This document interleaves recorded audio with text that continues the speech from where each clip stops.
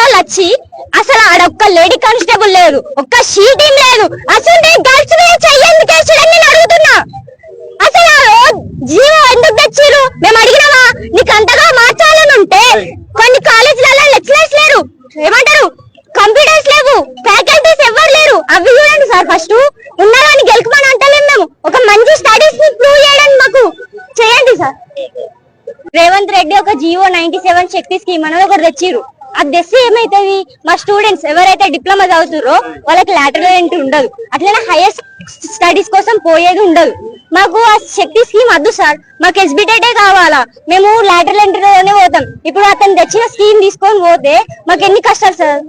ఇప్పుడు మళ్ళీ 2 years అవ్వాలంట, మళ్ళీ ఎందుకు చదువుతాం సార్? ఇక్కడ 95% స్కిల్స్ డిప్లొమాలో నేర్చుకుంటాం సార్, మళ్ళీ ఎందుకు ఫస్ట్ ఇయర్ నుంచి నేర్చుకోవాలా? మాకు 90% వచ్చు, మేము డిప్లొమా చేసి బీటెక్ వెళ్తాం. ఇప్పుడు మేము ఆల్రెడీ 742 days నుండి చేస్తున్నాం, కాలేజీల నుండి చేస్తున్నాం, కానీ ఎవరు పట్టించుకోలే.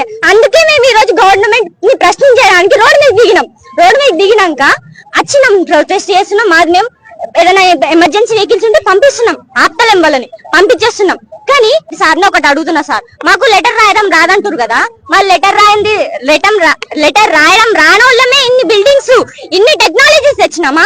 సరే మీరు అన్నట్టే అందాం, అందరు ఇంజనీర్స్ స్టూడెంట్స్ మీ కళ్ళ మీద కూర్చుంటాం, అప్లికేషన్స్ రాస్తాం, మీరు రాస్తారా? తెలుగులో సబ్జెక్ట్ రాయండి సార్, మేము ఇచ్చేవాడు తెలుగులో రాసి చూపేయండి. మీకేం రైట్స్ ఉన్నాయి సార్ మాకు రావు అనడానికి? వచ్చి చూడండి సార్, ఉన్నదాన్ని ఇంప్రూవ్ చేయండి, లేనిది తెచ్చి మాకు పెట్టకుండా తలకాయ నొప్పులు. ఇప్పటికే మేము శక్తి స్కీమ్ అంటారు, మాకు హెడ్ఏక్ వస్తుంది దాని గురించి తెలుసుకుంటే. అలా ఏం యూజ్ ఉంది? ఒక్క మాట మాకు చెప్పండి, అలా ఏం యూజ్ ఉంది? మళ్ళీ ఐటీ స్టూడెంట్స్ లెక్క మేము ఫస్ట్ నుంచి చదవాలా?